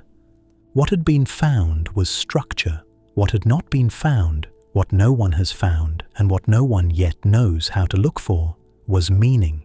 The two are not the same thing, and the gap between them is vast. One of the very outlets that ran a headline about decoding the whale's chatter conceded, a few lines into its own story, that researchers still had no idea what the clicks actually mean, if they mean anything at all. The alphabet was real. The reading of it had not begun. It is a peculiar kind of knowledge to hold. A researcher can sit late in front of a screen full of spectrograms, the coders rendered as visible patterns, little constellations of marks strung out across time, and see the structure leap out without the slightest effort. There it is, the rhythm, the tempo, the recurring shapes, the combinations repeating in ways that are plainly not random. The pattern is undeniable, and the person studying it cannot say what a single one of those patterns means. They can see that the whale said something, while having no way to guess what. The reason this is so much harder than it sounds comes down to a missing piece, and the missing piece has a name. When scholars finally decoded Egyptian hieroglyphs, they could do it because of the Rosetta Stone, a slab carrying the same message in a script they could already read beside the one they could not, so the unknown could be matched sign by sign against the known. Every translation humans have ever managed has rested on something like that, a parallel text, a shared situation, the simple ability to point at a thing and be told its name. With the sperm whale there is none of it. No parallel text, no dictionary, no way to point at an object and confirm the whale's word for it, no shared world of obvious references to pin a single guess to. The machines have only the patterns themselves, folding in on one another with nothing outside to anchor them. It may be the hardest decoding problem anyone has ever attempted, a code with no key in a language whose only speakers we cannot question, about a life we do not share, and beneath even that lies a deeper uncertainty, whether language is the right word to be reaching for at all. To call a system a language, in the sense a linguist means, takes more than structure. It takes units that stand for things, that can speak of what is absent as well as what is present, that carry content and not only form. The work so far reveals the form, the combinable architecture a language would be built on, and offers no evidence at all of the content. Some linguists have cautioned that even the word alphabet runs out ahead of the facts, dressing the whales in human clothes before there is any right to. Structure is necessary for a language. It comes nowhere close to being sufficient. There is a quieter possibility too, and it may be the most honest one on the table, that the coders are not language at all, but something closer to music. Music has rhythm and tempo and pattern. It can be intricate and combinable and profoundly expressive. It can move a listener to the bone, and it does all of that without meaning anything the way a sentence does, without carrying a single fact from one mind into another. Taylor Hirsch, a bioacoustician who studies these animals from outside the project, framed it almost exactly so, that the coders might be more like music than like speech, a matter of feeling and form rather than of information. No one knows that this is true. No one knows that it isn't. And the discipline lies in holding both at once. Even the most ambitious tools concede the boundary. The teams chasing this have begun building models aimed eventually at translation. And the most recent of them takes care to state that it translates only the sound, conjuring whale-like coders out of other coders, and that crossing from there to genuine meaning remains, in its own maker's words, a separate and far harder goal, still out of reach. The one real path forward is slower and humbler than any machine, to watch what a whale is doing each time it makes a particular sound, and to build meaning painstakingly out of context, the way a child learns a word from the situation it is spoken in. But a sperm whale lives most of its life a mile down in the dark, where almost nothing it does can be watched at all. Even the honest road may not arrive. None of this is a failure. It only looks like one if the aim was ever to plant a flag.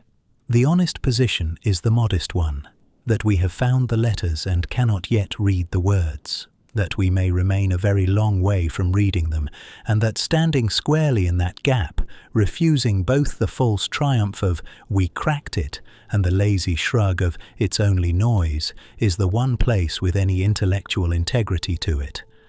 And the gap itself teaches something. The whale's communication does not need us to understand it. It has worked for millions of years exactly as it is, binding families across miles of black water, drawing the borders of the nations of the sea, doing everything it has ever had to do, wholly indifferent to whether a single human being ever reads a word of it. We are eavesdroppers at the edge of a conversation that was never meant for us and works perfectly without us. The only thing that conversation actually requires is that the whales can still hear one another, and that, far more than our failure to understand them, is the thing we are quietly taking away. A mile down in the dark, a sperm whale is clicking, the steady, patient pulse of an animal reading the black water ahead of it for food. And then, from somewhere far above, another sound arrives, the low, grinding drone of a ship's engines, a steel hull pushing across the surface kilometers away, the noise of it pouring down through the water until it fills the deep all around the whale. The clicks falter. The animal that a moment before was assembling a picture of its world out of sound goes quiet, and the ocean it has always been able to read becomes, for as long as the ship is near, a wall of noise it cannot see through. Everything a sperm whale is rests on sound. It hunts by sound, navigates by sound, holds its family together across miles of dark water by sound. The click and the coda are how it sees and how it speaks. And in a little over a century, we have done something to the ocean that no animal living by sound could have prepared for. We have made it loud, the propellers of tens of thousands of ships, the repeating blasts of seismic surveys, hunting the seabed for oil, the sweeps of military sonar. All of it floods into the sea, much of it pitched in the very range the whales rely on, and it has lifted the background noise of the deep everywhere, all the time. This is not the occasional passing vessel. It is a permanent change in the texture of the ocean, a hum and a roar that, across much of the whale's range, never fully lifts. A sound a whale makes, which in a quiet sea could carry for kilometers, is now swallowed into the din.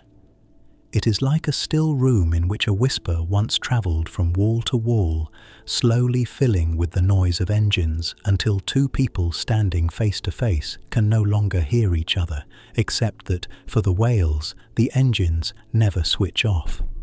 What this does to them is, in the short term, well documented.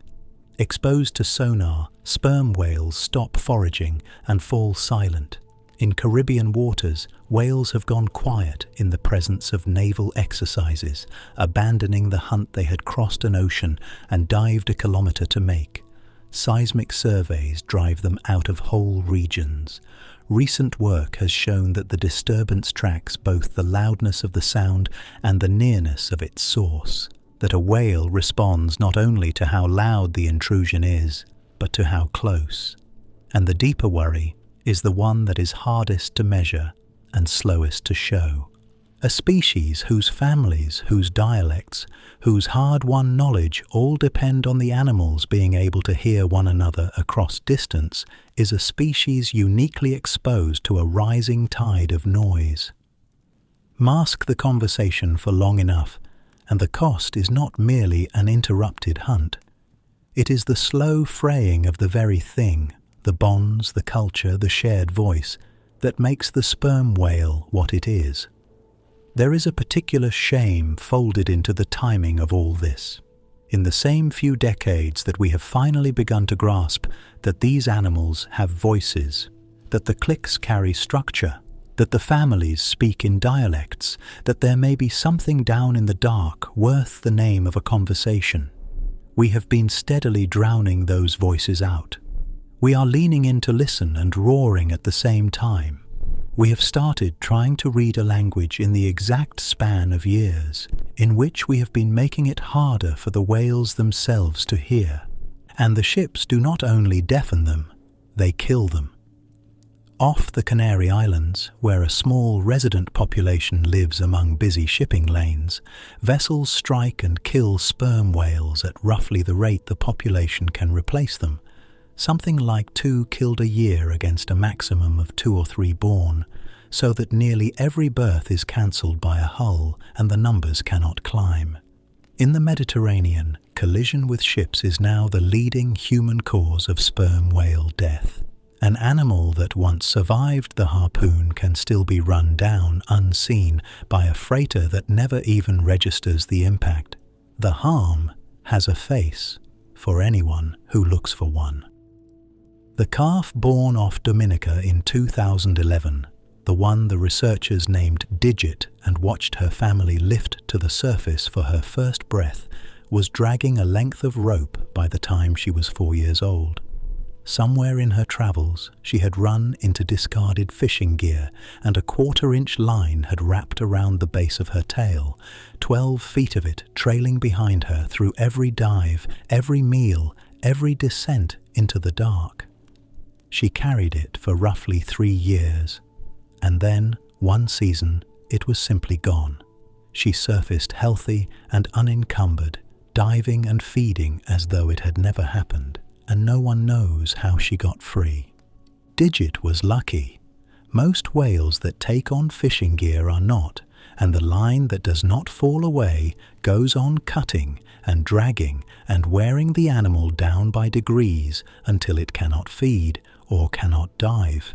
For nearly all of the time there have been sperm whales, and there have been sperm whales for millions of years. The deep ocean was among the quietest places on the planet, a vast dark hall in which a voice could carry across distances no eye could span, and a family scattered through the black could still hold itself together. In a single century, the age of the engine has filled that hall with noise, and we have done it almost without noticing in the very same handful of decades in which we began to understand that the sound we were burying was the nearest thing the ocean has to speech.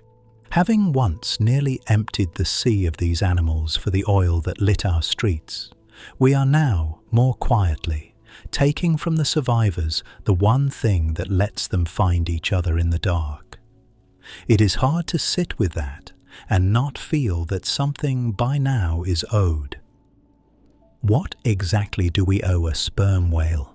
It is a strange question to take seriously. We do not, as a rule, think of ourselves as being in debt to a wild animal, still less to one most of us will never see, whose mind we cannot read, whose world we can barely enter. And yet, after everything, the question refuses to leave. The sense that we owe these animals something is easy to feel and surprisingly hard to argue away. Part of where it comes from is an idea Roger Payne spent his life on, that to understand an animal is to begin to protect it. He had watched it happen once already. When he made the songs of the humpback whale audible to the world, public feeling shifted, and that shift helped bring the commercial slaughter of whales to an end. Understanding, he argued, breeds care, and care breeds protection. If he was right, then the recent discoveries about the sperm whale, the structure in its voice, the dialects, the cultures, the long-bonded families, are not merely scientific curiosities. They are a steadily mounting case for owing it more. The more we learn of what this animal is, the harder it becomes to treat it as a thing. That is exactly what makes the present moment uneasy. As the evidence accumulates that sperm whales have something like language, something like culture, something like societies, a question that used to sound like science fiction has started to sound like law. If an animal lives in families that endure for generations, teaches its young an inherited tongue, and carries the largest brain on Earth, what is its moral standing? Do creatures like this have rights? Are they, in some sense, we are only beginning to take seriously persons? There are people now making precisely that argument, and others warning just as seriously against running ahead of what we actually know, against dressing the whale in human clothes, against the arrogance of ruling on the status of a mind we cannot yet read. Even the wish to answer them back carries a risk. No one knows what it would do to a whale to have a human voice pushing into its conversations, and the researchers closest to the work are careful to say that for now they are only listening. And there is the knot at the center of it. We cannot wait until we fully understand these animals to decide what we owe them, because we may never fully understand them. The honest position is the uncomfortable one, that the responsibility has already landed on us. In the middle of our uncertainty, long before the answers are in, a duty we did not ask for, toward a mind we cannot fully know. It would be easier if we could be sure. We cannot be sure, and the obligation does not wait for certainty. But the question is not only abstract, because we have already more than once decided that the answer was yes. In April of 1981, a young sperm whale, sick and disoriented, stranded in the shallows off Fire Island, New York. It was about 25 feet long and dying of pneumonia, and it would have been the simplest thing in the world to let the sea take it. Instead, people went into the water. A man named Michael Sandlofer and a team of veterinarians waded out to the animal day after day in the cold spring surf, worked out what was killing it, and treated it in the only way available to them, by hand, folding doses of antibiotic into squid and feeding them, one at a time, into the mouth of a wild whale. They called him Fisty. Slowly, across days of this, he recovered, and when he was strong enough, they led him back out past the shallows and let him go, and a small flotilla trailed him for miles to be certain he reached open water. He is often described as the first sperm whale ever nursed back from illness and returned to the sea. The same species we had killed by the hundreds of thousands for lamp oil and lubricant and perfume, we also stood waist-deep in cold water to save, one squid at a time. That instinct has slowly widened into something larger than a single rescue. Commercial whaling was halted by international agreement in the 1980s, and the killing, for the most part, stopped. Then, 4 decades later, in 2023, the small island nation of Dominica did something no one had done before. It set aside nearly 800 square kilometers of its coastal water as a reserve made specifically for sperm whales. The very families Shane Gero had spent years coming to know, Digit's family among them, limiting the ships and the gear that had been wearing them down, and giving a whale culture, for the first time anywhere, a protected place in which to go on being itself. The whales, of course, know nothing of any of it. Digit does not know that she lives inside a reserve, or that her tangled years were watched over by strangers who worried for her, or that her family has become an argument, in rooms she will never enter, about what one species owes another. She simply goes on diving and hunting and clicking to her kin in the dark. And that may be the truest measure of the thing, that the whole weight of it falls on the side that understands it is a weight at all. We are the only ones in this relationship who can know what is at stake, which leaves the last and largest question, the one that has been waiting underneath all the others. A day may come when we no longer merely protect these animals, but understand them, and no one can yet say what that day will do to them or to us. Whatever that day brings, it has not come yet. And while we wait for it, while we lower our microphones and train our machines and argue in our well-lit rooms about what one species owes another, the whale is exactly where it has always been. A mile down, in the dark, off some coastline or far out over open ocean, a sperm whale is hanging in the black water, clicking, listening, speaking to its family in a code we have only just learned to write down and still cannot read. It does not know we are listening. It does not know how close it came to not surviving us at all. It is simply living as its kind has lived for millions of years in the deep. And before we let ourselves wonder about any day of understanding, there is a plainer question worth asking, and a harder one to answer honestly. How is it actually doing? The truth is that we are not entirely sure. Counting an animal that spends most of its life a mile underwater, scattered thin across every deep ocean on the planet, is close to impossible, and the figures arrive wrapped in enormous uncertainty. The best recent estimate puts the world's sperm whales at perhaps 800,000, though the real number could lie anywhere from under 500,000 to well over 1 million. For years, a much lower figure was repeated, somewhere around 360,000, and it has since turned out to be an old, low guess, revised upward as the methods improved. So the honest answer is a great many, and nowhere near as many as there were. Before people began hunting them in earnest, there were probably between 1 and 2 million sperm whales in the sea. Across the whole long history of whaling, we killed well over 1 million of them. By some measures, more than half of all the sperm whales that should be in the ocean are simply not there. On the global accounting of threatened life, the sperm whale is listed as vulnerable, an assessment that was renewed, not relaxed, in the most recent review. In some places, the situation is worse. The small, genetically distinct population in the Mediterranean, boxed in by some of the busiest shipping on Earth, is formally endangered, with likely fewer than 2,500 breeding adults left in the whole sea. And recovery, where it is happening at all, is slow and partial and uneven. This is not an animal built to bounce back. A female may produce a single calf every 4 to 6 years and nurse it for years beyond that.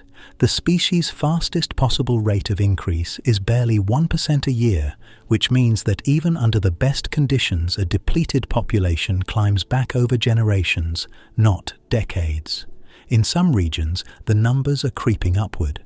In others, including the Eastern Caribbean, the very waters where the most closely watched families live, digits among them, they are still falling.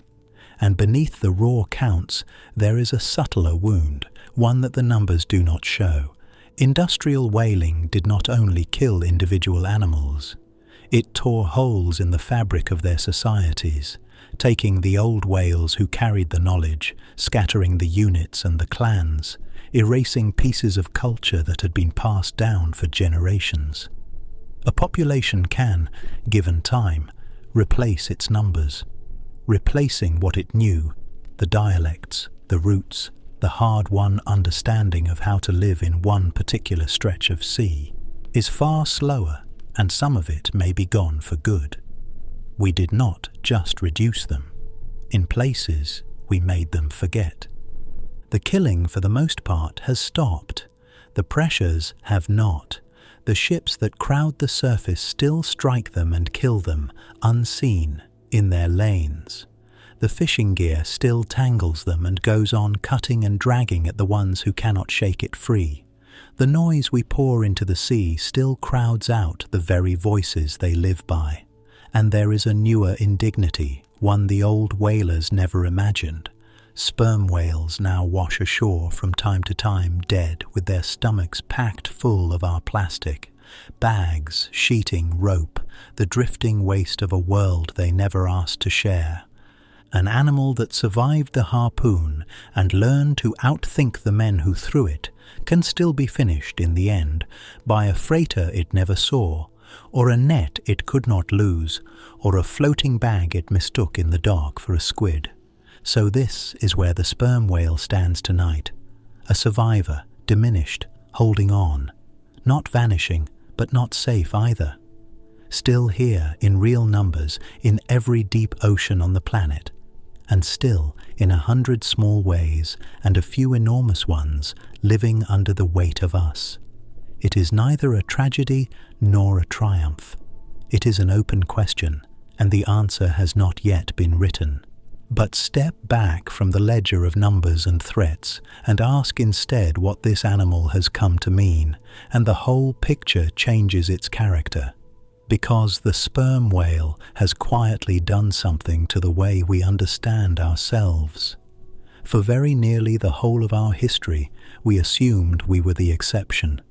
That whatever it is that makes a mind, a voice, a culture, belonged to us and to us alone, and was the thing that set us apart from everything else alive.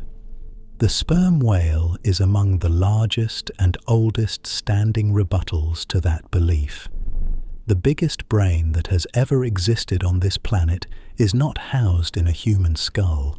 It belongs to an animal that has been living in intricate societies, raising its young by committee, attending its dead, and speaking to its own in inherited dialects, down in the dark for millions of years, entirely without us, entirely untroubled by us the whole time. We were never the only minds here. We were never the only voices or the only cultures. We simply could not hear the others and took their silence for absence. And when you finally take in the whole of it, the sperm whale becomes one of the most extraordinary things this planet has ever made. Here is an animal descended from a line of whale killers that survived by laying its weapons down and disappearing into the one place nothing else could follow. It took the machinery of a nose and rebuilt it into the loudest voice in the sea. It learned to see with that voice, to hunt with it in absolute darkness, and then to do something stranger still, to build, out of nothing but clicks in black water, families that hold together for generations, and nations that span whole oceans, an entire culture carried in sound, running quietly in parallel with our own for the full length of human history. In the last handful of years, we have found the alphabet of that culture's voice. We cannot yet read a single word of it, and it is possible we never will. But the wonder was never really going to hang on whether we crack it. The deeper astonishment is simpler than that, and it is already ours, that we share this ocean, this planet, this dark with another kind of mind, one with a voice and a culture all its own, speaking in the deep, complete in itself, needing absolutely nothing from us in order to be exactly what it is. The conversation has been going on the entire time. We are only now, after everything, beginning to understand that it is there. So picture it one last time, the way all of this began, somewhere out there tonight, off some coast or far out above water, miles deep, under a sky you cannot see from where you are lying. A sperm whale is diving into the dark. It lifts its flukes against the last of the light. It points that great head down. It slips below the reach of the sun. And it begins once more to click. It is calling to its family in the black. It is reading the water ahead of it for food. It is doing what its kind has done in that darkness for millions of years, long before there was anyone at the surface to wonder about it, and with no idea at all that we have, at last, begun to listen. You cannot hear it. You will most likely never understand it. But it is there, right now. As you lie here in the dark, the largest mind on earth is somewhere beneath the surface of the same turning world, saying something to one of its own in a voice we spent 200 years failing to notice and have only just started to learn. We do not yet know what it is saying. Perhaps one day we will, perhaps we never will, and either way it is enough, more than enough, simply to know that it is there. That we are not alone down here, that the sea is full of voices, that one of them, tonight, is still speaking. Rest now, far below, in the dark that has always been its own. The whale goes on talking. Good night.